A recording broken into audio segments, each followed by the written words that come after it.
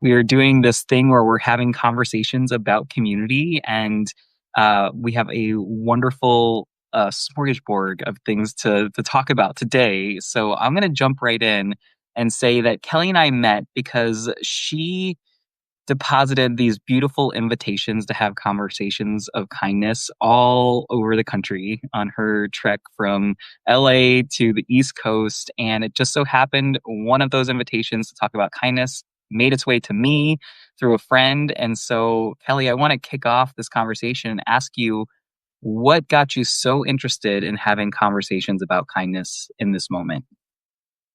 I think it's multi-layered. So I I was at a full-time job until April 2024. And I felt like I wanted to be doing something outside of that. And so I ended up finding Substack, and I'd been pulled to this feeling of wanting to bring more goodness into the world. And so I was like, how can I do this in a way that's going to be a little bit more like could potentially spread a little bit more than if I'm just having one-on-one interactions, which of course are incredibly important. But um, that's one thing that's wonderful about social media, as much as we like to talk down on it, because it does have a lot of negatives, but there are the positives where you and I found each other through it because of this pursuit that I set out to. But it was like right before, like around the time I was turning 40, which was a couple years ago. I was like, I want to put my time and energy into this other trajectory and see what could come of it and how I could impact people positively. And a lot of it came because I had a realization 5 or 6 years prior that I was going through the motions of life, living in Los Angeles, driving to and from work in rush hour, getting irritated and irritable, Mhm. realized I was going into Trader Joe's on my way home in that kind of headspace. And I wasn't stepping outside of myself to ask people, like ask the person who's checking me out, ringing me up for groceries, like how they're doing. Like take a beat and ask somebody how they're doing. Step outside of yourself. So I was like, what if I just start talking about this a little bit more and seeing if it can positively affect other people, because it is a butterfly effect, I think. Yeah. And we've obviously met through your endeavor by giving this invitation. Has it been what you've expected? Has there been any surprises along the way so far? I know it's a pretty new experiment, but I'd love to hear about your initial experience with it. Yeah. So I've left some of those cards around, like I've left them in the back of a airplane seat, and I gave one to a flight attendant, and I put one up on the board at Intelligentsia in Silver Lake, which is the one that your friend sent the text message about.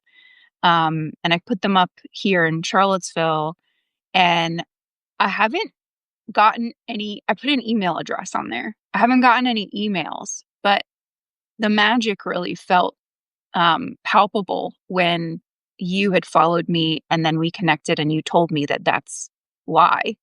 Um, and I think one of the things that tends to happen with me is I set out to do a project, and then if something doesn't necessarily come of it straight Hmm. away, I am like, well, this doesn't seem to be like touching as many people as I expected, or this isn't working, not just with this kindness endeavor, but um I need to get back on the horse basically and put some more out. But I think I felt so motivated when I was going from LA to Virginia on the trip to start handing these cards out because I'm going to a place that's not familiar. And Mm. I can kind of do this anonymously, and hopefully someone will see it and it'll give them a little feeling of magic or something. Um, but I don't know if I got off on the, like if my train of thought went off the track or not, but No, yeah, perfect. yeah, It's a brand new experiment, and you're really inviting people in, and that sometimes it takes a few different exposure points for people to think, oh, this is for real. Like they're offering this alternative conversation to the typical conversations that are happening right now. And I think that a lot of folks have hit a wall or a breaking point or a nexus point in their lives where they're looking at their careers and saying, is this really what I want to do for the rest of my life? Is this contributing to the world in the way that I want? Can you walk me through your thought process as you decided to get off of the beaten trail of just working in the corporate world or working in mainstream jobs, and what you hope to accomplish by having a little bit more freedom, a little less of that day-to-day stress that comes with the 9 to 5? Yeah, I felt with the 9 to 5 that I was kind of feeding the machine. I felt like I could kind of see my entire life before me, Mm, and there was no growth left in the industry that I'm in within. So I was working for Red Bull Media House. There was no more growth within photography at my job and my situation. So unless I kind of sat around and waited to see what happened, but I kept advocating for myself for years, and I just felt like I wasn't really getting anywhere. And I always had kind of a feeling in my intuition was like, there's more to life than just this. And I felt like I needed to stay safe for a while. And then it got to a point where and whatever safety is at this point, because even time jobs, there's no loyalty, people are moving from one job to another, but then the reaction from the company is that they're not loyal to the employees either. And I don't know, chicken or egg, but um, I just wanted to, I just felt like I was destined for something that wasn't going to fit into that corporate box. And so now I'm just experimenting with utilizing my voice and trying different platforms and connecting with different people. And um, I know that something is going to come from that. And I do feel I'm not a fortune teller. I don't know how to like anticipate what the future is going to hold like everybody else. But there's something that I'm picking up on from a lot of the conversations that I've been having and a lot of the people who I've been talking to and listening to, um, that the craving that's happening right now is for realness, honesty, authenticity, which gets thrown around so much at this point. That word is such a buzzword. Um, but people want to see the messy parts and they want to see the process and they want to see the lack of perfection because that is associated with being human. And so I'm just trying a bunch of different things and seeing, because I also am doing a podcast with a girlfriend of mine. Um, we finally came up with the title. I'm not going to share right now, but be announced. yeah, to be announced later. But everything comes from um, being unabashedly honest. And I think another part of the equation is that I have always been a people pleaser and I've always asked for permission for everything Mm, I'm doing in my life, um, and followed the status quo. And that's another part of I've just started questioning the status quo. Do I need to be doing this thing? Like maybe what I have been taught that I'm supposed to be doing is not really working anymore. It's not really serving me or a lot of other people. sure. Do you find it easier to be creative right now in this space with a little less restrictions on your time or what you do with it? I am still so deeply wired to believe that everything that I do has to be marketable. But Mm, there is restraint in that. That's a big struggle that I've had with my creative side versus my capitalist mentality side. But one thing I will say is I bought a $50 point and shoot film camera that's like it's basically like a non-disposable disposable camera. And so it's better for the environment. Film is not great for the environment. Let's get that part straight. But it's good for my creativity because it takes the perfectionism component out of the way that I create, and I have to be patient and wait to see what's going to develop, no pun intended. But that has really been setting me free. And I'm realizing that I'm creating this big body of work. I don't even want to call it work because it's just me going and like taking a photo whenever I feel like it. Um, but it's one of these projects that I think in hindsight, I'm gonna look back and be like, wow, I did this huge thing that I wasn't even thinking about. And it made me feel really good and made me feel excited about this medium that I got into because I loved in the first place. So Yeah, I love that. I love that that's a tool that you picked up for yourself. And Des is on board. Welcome, Des. Thanks for joining. And yeah, there's this pretense that we're living in, he says, and that's absolutely. I've experienced that having recently exited corporate, and having assumptions about how I should be spending my time and judgments about it. So I think it's a very relatable piece of experience to divulge to people who are thinking about, who might be on the ledge and they're thinking about leaping themselves. There will be some challenges to work through, that kind of that clunky transition period. And we're here being open and honest about what it's like. And thank you so much for sharing that. yeah, I, I think that COVID, the pandemic, was this big break state for many people. And I think that's for many of us, it's when we started to question the status quo. Wait a minute. If we can stop everything and grind things to a halt and things can be different all of a sudden, what's stopping us from doing fill in the blank? And COVID's still around. You just had it last week. I So glad that you're back up and feeling better. But you talked a little bit about like coming out of it, what that's like. I'd love for you to share your experience and your perspective on, again, kind of like forced forced change of perspective, forced rest. yeah. I actually kind of surrendered to it this time. So I think I've had it 3 times, maybe more than that. Who knows? But I never used to get sick. And then all of a sudden, after COVID came around, it's been every like 6 months or something. So um, I had to just be like, okay, I'm not going to be in denial this time because we're always like, oh, it's just allergies.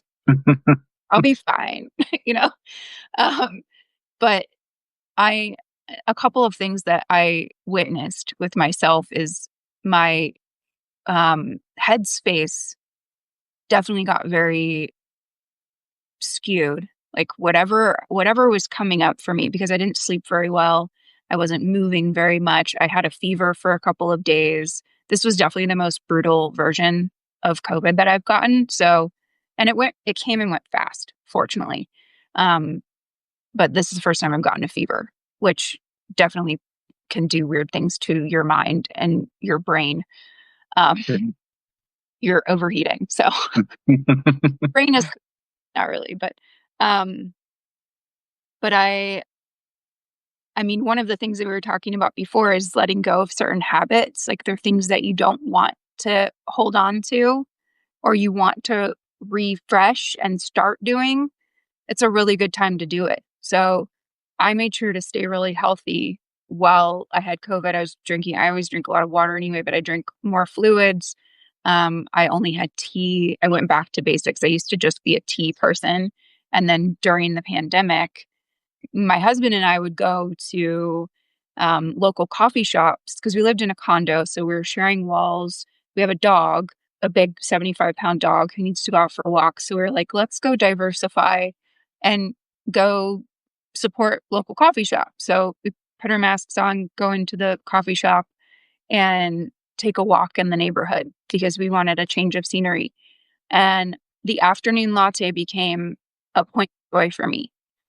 And but it's not necessarily a point of joy for my body and the way that my brain works because I'm not necessarily like predisposed to be an anxious person, but there is I do feel low grade anxiety in general at this moment in time, just with the amount of stimuli that's always being pushed at us and um, just a lot of things going on at the moment. And so I decided that I was gonna make a reset with that. component of not just being mindless and getting up and having like a cold brew without really thinking through it and then going and having a latte in the afternoon with a friend. So Mm, I've been like finding a balance in that because what I'm striving for at this moment in my life is groundedness, calmness, um, giving myself a fighting chance to be the most grounded that I can be. And I find that when I have like take a stimulant or something like caffeine, it makes it a lot more difficult for me to do that. So I have to be really thoughtful just in general, like what I'm putting into my body, the timing at which I'm putting like certain foods or drinks into my body. Like if I go and do a great workout at the gym, it's really easy for me to digest uh, something with bread in it. But if I start my morning off with just a bagel, I'm mm. busy for the rest of the day. So it's a matter of storing that information away and using it for future awareness and not continuing to do that particular thing. So that's the Right. fun sort of it. Yeah. And I think we could go full circle on the concept of pretenses and stimulants because we're a very fast paced culture. People are just expected that you'll be drinking some sort of caffeinated beverage throughout the day to Mm, get you through. And you think that I need that. And when in reality, it might not be serving you. You might think that's what you need, but maybe what you need is half an hour more of sleep. yeah.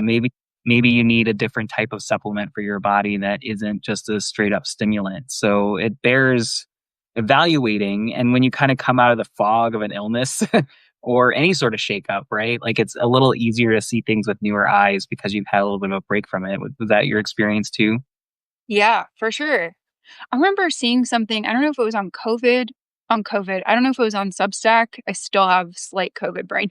I don't know if Substack or what platform it was on, but I remember somebody was talking, or maybe I was reading a book. I was reading a book. It was a it was an analog book, um, called The Magical Age of Overthinking, I think. Amanda Montiel. She talks about how we are programmed to put something in our bodies or add something, not just with our bodies, but in general, add something to your life to be able to alleviate this thing over here. She's like, what if we just remove something and Mm, adding? So you feel really anxious. Maybe it's the coffee. Maybe you remove that part. And I know some people get really bad caffeine headaches. So I'm not going to advise somebody to stop it if it like works for them, but there's an obsession with society telling us to keep putting more, like, use more medication, use like put more band-aids on it instead of maybe going back to basics and being more minimalist about the way that we live our lives. truly, truly. I know that it is a near and dear topic to your heart in terms of how we are surviving these really chaotic moments, the high stress, the high stimulation.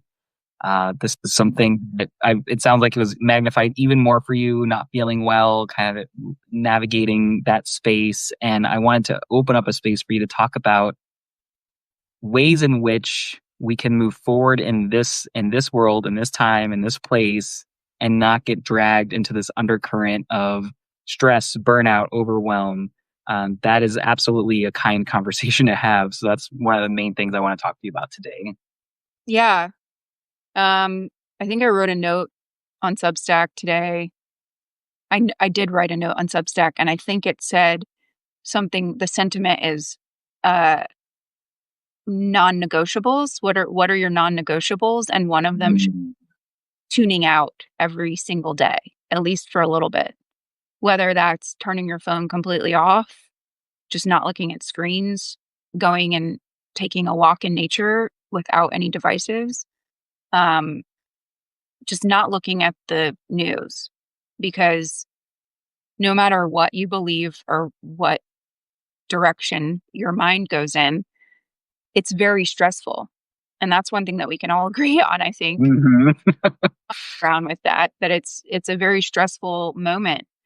Um, beyond just here in the like, there's so much heaviness that's happening, and we, especially if we're empathic, we are taking a lot of that on. We feel that in our bodies. It turns into cortisol, and then it, especially as women, it makes us look haggard over time if we don't figure out how to expel that. It, like, eats away at your DNA, and that's one of those things that I feel like I've kind of fallen back into a bad habit since I've been here in Virginia with having my phone next to the bed, because I think I've told you I have a sound machine, and it doubles as an alarm clock back in LA, because I got out of the habit of having the phone next to me in bed. And that, like, I just read a book before bed. Like, it's like the 1900s or something. Just, By candlelight, perhaps. yeah, yeah. Like, what does that say? No, no devices in bed. And it's definitely, like, when I think about it now, by comparison with how I've been feeling here in Virginia, where I grew up, I'm around people like my family, and I have some friends here. This is supposed to be a place of respite for me. It's supposed to be kind of an escape from the big city. And I've been feeling a lot more anxiety than I anticipated. Hmm. And I think it's because I need to be more diligent about turning my phone off sometimes. Like, I'll have moments where I turn my phone off for a day and a half, something like that. And the amount of freedom that I feel in that time is very palpable, and the amount of anxiety I have when I know I have to turn it back on is also, even though it's like there's no doom and like, there's probably nothing terribly intimate intimate imminent that's coming up or that I'm gonna see, but I'm always bracing myself for that. I don't know if that's something you experience too, if you're kind of bracing yourself for potential it's like you're flinching a lot of the time. That's what I feel like right now. Yeah, and there's no surprise to me because the language and the rhetoric that is being used right now is extremely negative. Mm, No matter what channel you're tuned into, there's a lot of negative language, and our brains are coded to look out for negative language as a warning sign that something bad is about to happen. So it's no surprise after we hear hours and hours of just doom and gloom, we're like, oh my God, something bad is about to happen. That's just how our brains are wired, and it's not our brains aren't ready for the 24/7 news cycle. no. And I used to watch news like entertainment. Like, it used to be like, what's going on today? It was like a reality television show, which I guess it kind of is in a way, but Yep. it's so hard for us. At the same time, I know there's lots of people out there who feel like they don't want to just withdraw from society and withdraw from maybe a community obligation or an obligation to just be a positive part or a representative of their beliefs, whatever that looks like. So I'm curious to hear your thoughts on how to strike the balance there. Hmm. I need to practice what I preach a little bit more. I know the tools that I need and that I have to be able to do that, but I have found myself feeling more glued to my phone recently than I maybe have in the past, and I do think that that has a lot to do with I just need to bite the bullet and buy the sound machine while I'm here. Because if I don't have it in my room, I will get out of the habit, and then I'll feel a reduction in what I've been feeling emotionally. Um, it's a mindfulness exercise is one of the things you can have. So a lot of people are a little adverse to sitting and doing a traditional meditation sit. Um, and I remember feeling very blocked around doing a sit for a lot of years because I felt like I had to be very rigid in it. Like, oh, I can't move. Mhm. If I have a itch, I can't scratch it. Like, I felt like there were a lot of rules. And then when I started realizing that it's a long-term practice and it's one of those things where some days it's going to feel a lot easier than others, and I don't have to be rigid. I can lie down in bed if I want, or I can prop myself up with pillows and get comfortable. And if I need to move, like sometimes I'll notice when I'm doing a traditional sit, which I have not been as diligent about lately, and um, I'm noticing the effects from that as well. But sometimes I'll notice that my body just kind of rocks itself, which is really Mm. interesting. I don't know if it's just energy coursing through my body or if my back's like, screw you, I need support. But I I've since realized that there are so many other ways that you can achieve the same, I guess we'll call it a goal. The goal is to be grounded and calm and exist in calmness. But you can do a walking meditation. You can do, which you just go out in nature and um, you're kind of in a, it's not even that you go into a trance space or anything, but you're just really present. I saw a video on TikTok the other day where someone was like, we're going to go on a color walk. We're going to look for the color purple, Aw. and that keeps us more present. So I liked that a lot. I thought, oh, I could Mm. go on a color walk because there's one meditation practice that I do. This woman, Sonia, I just found her on Apple Music, and I really like her practices and I like her voice. And that you have to find someone whose voice you like, because if you don't, it's going to be grating and you're going to hate it and you're never going to back. Um, but she has a practice where she has you open your eyes. It's like 15 minutes long, the whole thing. She has you open your eyes in the middle of it, and she's like, name 5 things that you can see in the room. Name or identify 4 things that you're smelling. Identify 3 things that you're tasting. Identify 2 things you can touch. Um, and I find that really interesting because it's a little bit more interactive. And I think that that works better for some people. Like, I've tried to do a meditation practice many times where it's just silence. Mm. And it works better for me to have a little bit of, I don't want too much guidance. Like, I don't want to just hear someone constantly, but like a guided breath helps me stay so much more focused. Um, but anyway, to bring it all back around, I think this is one of these things that meditation or mindfulness practice of some sort is so integral to being able to find. You said something recently, find our, or no, this was a friend Aaron of mine, find our normal, find our base. I can't remember exactly what he said, but we were talking about finding joy in life. And I think it's just a matter of kind of getting back to whatever your version of neutral is. Yeah. I think about that like homeostasis. When our body is hot, it starts to sweat, so it can bring our body temperature down. And when we're cold, we find ways to, warm up. And our body is always looking for that equilibrium. And I think psychologically, we are as well. And in order to perform at a peak level, you do need to be able to get to baseline. And when you're down, you kind of need to know how to get back to baseline. And I think when you're talking about mindfulness, that is the proverbial oxygen max, right? Yeah. How good are you going to be to accomplish your goals or to contribute in a positive way when you're just totally fried and you're stressed out and you're very reactive? Getting down to baseline, that's not like, I think a lot of people think like, oh, that's a selfish thing to do because I need to be out there making a difference in some way. But it's like, how are you going to make a difference when you're so dysregulated? Like you might actually make something worse if you take that approach. And so I think step one is exactly what you're saying.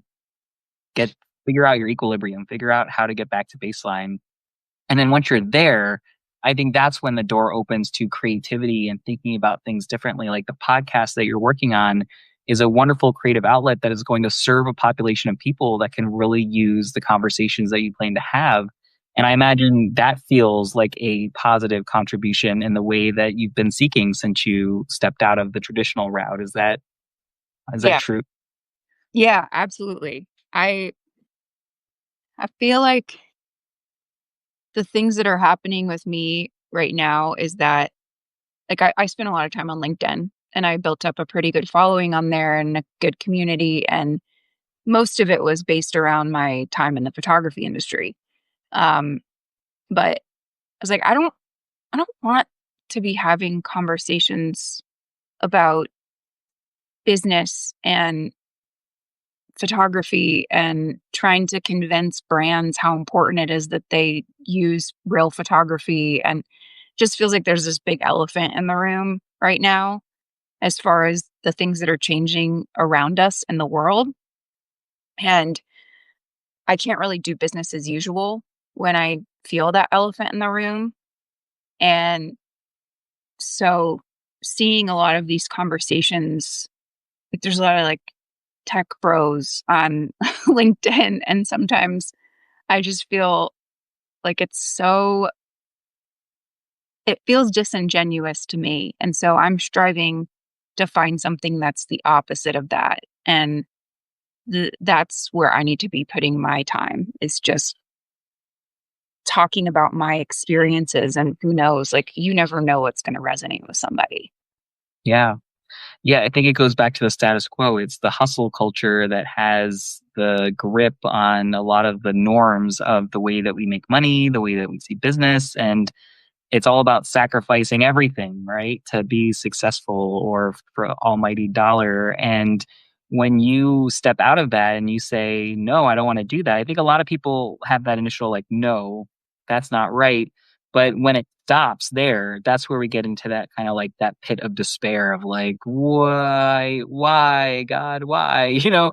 and as opposed to finding a redirect, like, I don't like that, but here, let's try this other thing. And I think that's where people will find their lifeboat when it comes to getting through this particular time where there's so much stuff that you feel like is not working in the Yeah. context. Find something that does work and then put your time and effort into that. And y- you can speak from your experience on, how that feels compared. Like, what's the comparison between sitting on LinkedIn and working, in that hustle culture versus it's not going to glorify and say it's like super easy to just start something new, but it's something more in your lane. Yeah. I have had an interesting experience this last almost year and a half. I have had a lot of um kind of emotional rock bottoms. Uh and I think that that's something that, if you're going to leave your job and you're not going to another one, and you're being honest with yourself and you're saying, I need a reset. I don't know exactly what that looks like yet, but I know that I'm meant to do something else. I think anticipate, you don't know what the emotional rock bottoms are going to feel like or look like, but anticipate that you're going to have a lot of moments of being like, What's next? Where do I go?" I'm in a moment of despair, and then you realize the next day maybe that you're not quite in that low spot and it's temporary. I feel like I've just created a lot more resilience in my life. My confidence has been messed with a lot. I feel like I created my own thing. I think I had told you this, but I created my own thing based around my experience in the photography industry, and I launched it a little like August last year. I was pushing so hard. I was meeting with so many people. I took I joined different groups. I did this LinkedIn accelerator program, and nothing felt like it was really moving the needle. And so I basically am looking at that as a little bit of a failed venture. If I really wanted to put energy and effort into it still, then I would. But I'm looking at it as a door closing, so something else is opening. And I also got really excited about the fact that I tried something that didn't work, because that means that I'm a true entrepreneur. And that means that I'm one step closer to the thing that does work. Because most of the time when you start something, the first thing you start does not work. So, I'm glad it was that, and now I can kind of move on to, um, this lane that feels a lot more aligned with where I am in life now. And I don't know if we talked about how I used to be so afraid of public speaking, which almost everybody is. A lot of times get over it. We've talked about that before, but uh, July, I remember distinctly. It was July, maybe 3 years ago now, 2 years ago. I don't remember which, if it was 2 or 3 years ago, but it was the summertime. I was like, I know that I have a lot of really good things to say, and I want to be able to share my story, but I am not showing up in the way that I feel inside when I'm Mm.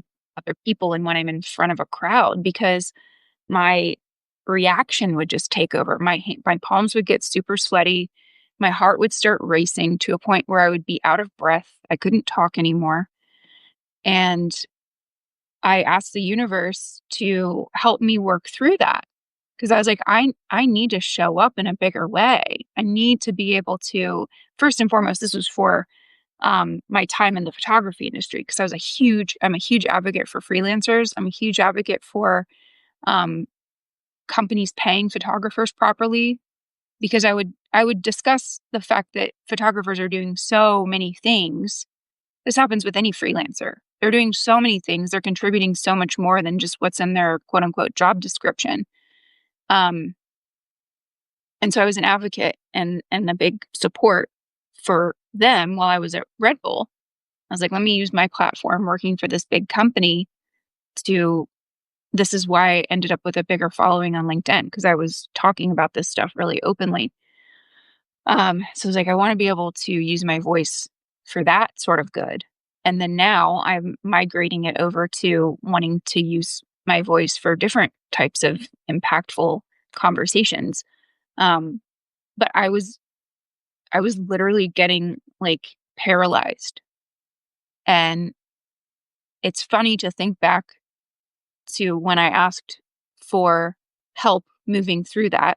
And I even did a hypnosis, like a past life, as a past life regression therapist, because I Mm. did in those types of. I've read Many Lives, Many Masters. I love conversations around past life regressions. But she was like, okay, based on what you're telling me, you need to work on your inner child from this life. And so, because I was like, I want to work through this fear that I have of getting up on stage and using my voice and being seen. Um, and so she helped me work through some, and I'm like, maybe that was really like the big catalyst. Now that I think about it, I just thought about it Mm. this morning.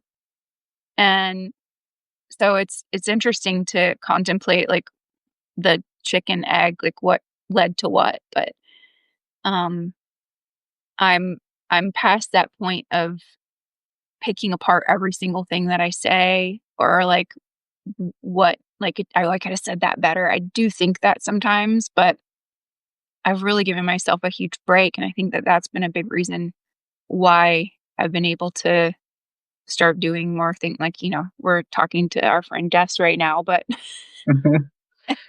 Yeah. I love that. I too did some inner child work during COVID, and I think to your point, there's a lot of converging factors, but I think everybody can benefit from getting to know the little kiddo inside of them that is still absolutely there. Our mind maps are founded on the first 5 years of data, so going back and investigating what happened and how it might affect you currently, there's so much benefit in that. And one of them is what you just said is your voice gets more authentic because you're not shielding, you're not protecting, you're not hedging your bets, you're being who you are, which feels amazing. And when you do it, other people can tell. They can tell when it's authentic, and they support it. It's one thing that has been a wonderful discovery of mine is when you show up in the world as you are, people respond very positively to that. Even though they may not be in a place to do it themselves, they can recognize the value. And I love what you said about trying something and failing and not making you an entrepreneur. Mm. My business has gone through so many iterations. Like, I didn't know where I was starting. I created a website before I really knew what I was doing. And so it's had to go through so many different changes and modifications. But I think that's the point is we have to expose our ideas to reality, because if we just keep them to ourselves, they'll be the greatest ideas in the whole world. But until we get that feedback from other people about how they're experiencing our ideas and how we're putting ourselves out there, it's hard to know what's going to be a hit or what's going to be a miss. So Yeah. the fact that you're getting that exposure therapy of trying, failing, at some point something's going to stick. Yeah. And Yeah. I I love that you decided to take the leap of faith from taking like leaving your comfortable job and um I'm just like let's talk about I'm going to turn it on you for a second. you know, But let's talk about how like what's one of the things that you've experienced where you were like, okay, that was a really really good bit of feedback, or this was something that's leading me in the direction that I was hoping to go in, or you got something that was completely unexpected and it's ended up working out really great. oh boy. You can pick one of those if you want. I know I have a bit of briefer, but The shotgun approach of questions. Yeah, I think one thing that's been surprising to me is there's a little bit of resistance to being happy. there's mm, a okay. there's yeah, I think one bit of feedback that I've gotten or very early on, I was my dear friend Lila who introduced us by happenstance. She is open about her depression. She has depressive episodes, and when you're depressed, you're just numb.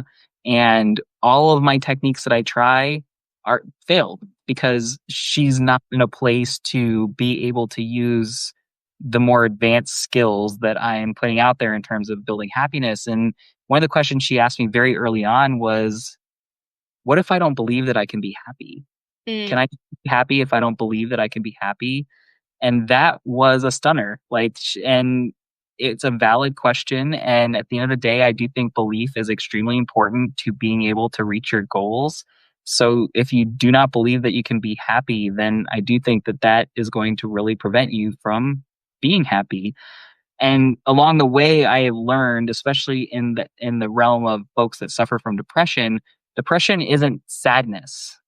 It's an absence of feeling. mm, It's nothingness, which is worse than feeling sad or even manic. And when you're trying to help somebody like that, one of the best things you can do is just accept them for who they are, where they're at, no judgment, support, make sure they're eating, make sure they're drinking enough water, get them out for a walk if you can, just be a very human presence around them and, try to invite them to things, understand that they'll not have the capacity to do it. But I think when you're talking about positive emotions and getting people that happy place, you have to acknowledge the fact that people are food insecure, people are housing insecure, people are dealing with layoffs and unemployment and all of the madness of the world. And so you have to be sensitive to those things and understand that truly you have to meet people where they're at. Uh, and I have kind of my catchphrase is like I only work with the willing because I can't if you're skeptical, if you're cynical about your ability to be happy or you feel like happiness is a total myth or a lie, like that's really I have a hard time working with that. But when it comes to those folks that are going through like a legitimate uh, depressive episode, I just have way more knowledge and sensitivity to that than I did when I started. yeah. I know. I feel like based on the fact that I know you left your job just like 4 or 5 months ago, and the amount of time you've put into learning about all like, you're like a wealth of knowledge at this point. Like, I love talking about the mind map, and I love talking about the science of happiness, and I'm just I'm like, I know that you and I just met not that long ago, but I'm like, "Damn, I can tell that you've been doing your homework. You have just been diving in because you're so passionate about it, and you genuinely want to help people. You wanna facilitate people being able to choose living a happier life, and you wanna guide them, and you're not trying to pull someone in one way or the other, you're giving them the tools that they need to be able to decide for themselves, but it's very powerful and it's really cool. Thank you. Thank you. Truly, I mostly am working towards a Star Trek future. You know, like I stopped watching the news like entertainment, and I've just gone back to Star Trek reruns because it's so hopeful. There's very little hopeful media out there. Like Ted Lasso is the exception, and thank Yeah. goodness for being a fourth season to that because I just eat it up like candy. Like just yeah, give me the hopium. But I want to live in a society where people are well regulated, emotionally intelligent, low scarcity or no scarcity because truly there's just no reason that people go hungry in this day and age. I was thinking about how great it would be if we had food libraries. Like we have actual libraries, tax funded libraries. Why can't we just feed people like the essentials, like the good stuff that's so expensive right now? Lettuce and tomatoes and Yeah. cucumbers. Like, why is that so expensive? It's sad. But I and it's there's no painting over the fact that there's always going to be dysfunction. Humans are dysfunctional. Our greatest blessing is also our greatest curse. You know, like the prefrontal cortex is probably responsible for a lot of the mental illnesses that we experience in terms of its disorganization and bipolar disorder and schizophrenia. Like because we're so complex, things can go wrong. They can go very wrong, and so we're always going to be having challenges. But my hope and my dream is that we can buoy the people that hit those challenges by working on ourselves, by looking at new ways to exist in the world, because I feel like our kinetic energy has taken us to this point where we think we have to do things this way. We have to do hustle culture. This is what's worked. It's like, it's what got us here, but is it working? And to that end, I wanted to ask you about, like zooming out. Like we all feel this intense conversation and tension and, current events like really ramping up. But zooming out, we elder millennials have seen a lot. and I feel like it's crescendoing, but do you have a perspective on that? Like just in terms of like what this generation has been through? Yeah. Again, talking about programming, societal programming from our parents, like they they kind of existed in a society where you were guaranteed certain things. If you worked hard, you were guaranteed the quote unquote American dream, right? So it could be one, usually the man going to work and the wife would be at home with four kids, and you could buy a house and a car, and you would be able to get all of those things, the white picket fence and two and a half dogs or whatever. I think two and a half children was like the average rate. Um, that would be weird to see a half of a child around, but talk about Star Trek. That seems like a Star Trek thing. Anyway, um, but now, like, I graduated from college in 2005. So I entered the workforce, and it was December. So I entered the workforce in 2006, and 2008 was the housing market crash, and we were ramping up to that in years prior, and none of us knew. Five of us knew. Like if you watch The Big Short, which my husband and I watch that like every 8 months because I love that movie. Good First, reminder. McKay is a genius as far as I'm concerned, but um, and I love the actors in it too. But yeah, it's a good reminder of not taking that for granted and that there are a lot of crooks in the world. Uh, Mm. but I had no, like, everyone was blindsided for the most part, and we had no idea, and that could be a big reason too why we're, like, guarded. Like, there's this thing that was happening behind the scenes, and they took us for a ride as a society. Um, and now I'm noticing I'm a huge fan of going to open houses and real estate and all of that in general. It's one of my little pastimes and my hobbies, and I'm noticing the same thing is not gonna happen again. There's no way that there's gonna be that exact same type of housing market crash. I think we learned our lesson the first time, but the amount of houses that are on the market now and the amount of inventory, like, people can't afford houses right now because the interest rates are too high and the prices are too, it's double whammy. Um, so there's something very strange going on there at the moment. Um, but to bring it back around to 2008, uh, we we kind of got screwed a little bit, if I'm being super frank. We entered the workforce with this idea that if we just put our heads down and followed the status quo and didn't ask questions and just climb the corporate ladder, then we'd be fine. You can retire, and that's when you have your fun time when you're 65 because you worked your butt off up until then.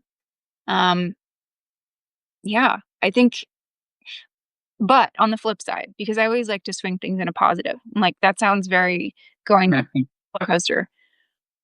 The thing that I appreciate about existing now is the amount of choices that I feel like we have. We do not have to stay. Our parents, grandparents, they stayed in one job for their entire career. They stayed at one company, they moved up.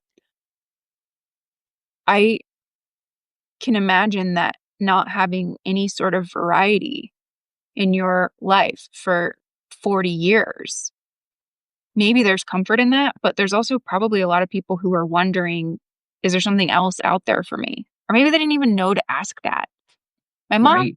said, because she said when she turned 40, she went to the library and was like, she was having kind of a midlife crisis moment. Like, is this all there is to life? What am I doing? She's a 13-year-old at that point, me. She's like, I went to the self help section and I realized I'm not the only one who feels this way. So, because there's a lot of self help books and there's a lot of people who are asking these questions. Uh, Yeah.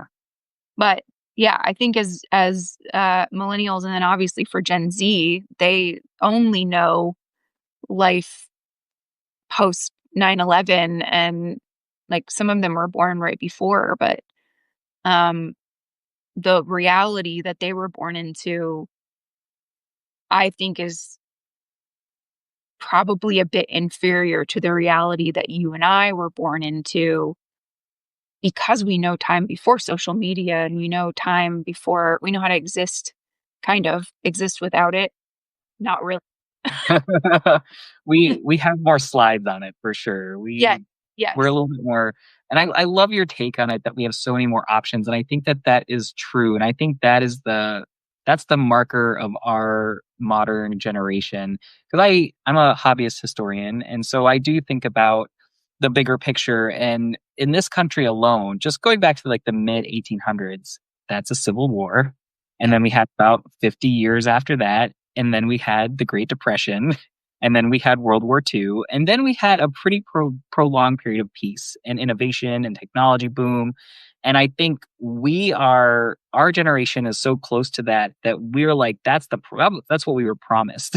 Like that looked really great, even though there's lots of other issues still. Jim Crow and racism has been a big part of this original sin of our country.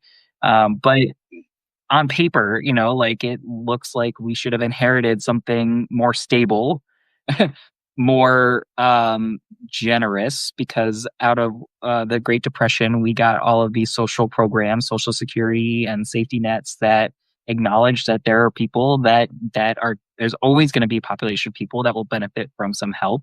And it helps all of us when those people get that help. And then it feels like we're kind of like in this backsliding period. And the way that I cope, my copium that I use to get through this is to say that there's kind of like four stages that everything exists in. You're making, modifying, maintaining, or destroying. Like those are the four buckets that we could probably put everything in. Yeah. Hold on. Making, modifying, maintaining, or destroying. Yes. Okay. So maintaining is like a status quo. Modifying is what you do when you like pass new bills or you like just make little tweaks here and there. Obviously, making and creating is like you're like coming up with something new, like we're getting rid of the old thing. But in order to make something new that replaces an old thing, you have to destroy the old thing. Oh, You yeah. know, That's where we are right now, it feels like. that's how I get through this. Like, Yeah. Yeah. in order to create something new, the other Yeah. things got to go.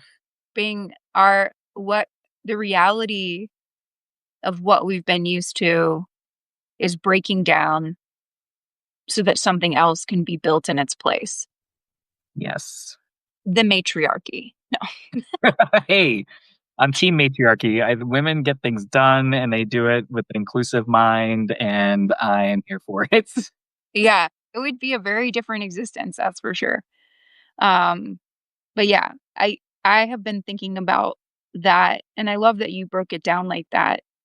Um, and it's interesting that you say that you're a history buff because I've thought about that as well with the Reconstruction era, and then like we've got history definitely repeats itself. Not to be so cliche, but um, there's this podcast called The Happiness Lab, which is based on. Have you heard about this? I've heard about it, but I haven't tuned in yet. Okay, so it's based on the most popular class at Yale, I believe. Um, but I've listened to a few episodes. And the one episode that I'm going to cite is about um, living in a we versus me society. And as far as history repeating itself, we've gone through ebbs and flows with being in a we versus a me society. The last time we were completely in a we society was around the late 60s, 1960s. Mhm. And it's in I like, have heard of this study where they study how many times people use the word I versus we. That was a big part. But go on. no, but you should listen to this episode. I'll try to find it and send it to you. Um, but it's so interesting. I'm like, oh, we're kind of ramping up to go back into a we society. It's probably going to happen here in the next decade or so because there's so much based on coming out of a pandemic and feeling like we weren't able to gather. That was Mm, one thing took for granted. And now people are gravitating to these third places or spaces, whatever you want to call, whichever word you want to use. Um, and people are craving being connected through community again. And there are more community spaces popping up. Um, and I think it's interesting to see to like exist in a time where you can feel that shift, or maybe it's just you and me. I mean, there's other people who are very aware of shifts happening, and you can't necessarily put your finger on it or identify what's happening, but you're like, there's something big that's happening at the moment. And I think that's part of it is going from like it's painful to go from mm. of I'm only thinking about myself to like what has to happen for people to get to a place where they snap out of that and they start looking out for the other people around them. I think sometimes it does take destruction. Like I think about I live in Florida and we have hurricanes all the time and nobody is nicer than after a hurricane. Mhm. For real. I mean, you have instances with people grifting and trying to rip people off, but for the mass majority of my time, I've never run into that personally. I run into neighbors running extension cords across the street to help out a neighbor, sharing food, helping each other clean up. And similar to the pandemic and even just getting COVID, getting really, really sick and kind of coming out of it, we come out with like a new perspective and I think a more willingness to work with each other and a new renewed value around that. So, I have a chronic habit of making something positive out of a negative, and sounds like you are in that spot too. And that is how I think to the larger conversation we've had about how do we regulate in a time like this. We have to believe that we can build something from the things that are breaking. Yeah, it's not just doom and gloom. There's always a silver lining that can come out of any circumstance that feels divisive or stressful. So, you just got to Yeah. look and be the change. Be the change you want to see in the world. That's a lovely place to end off. Kelly, it's been another lovely conversation about kindness with you, and I am looking forward to the next one. Me too. All right, Adam, I'll see you soon. Take care. Bye bye.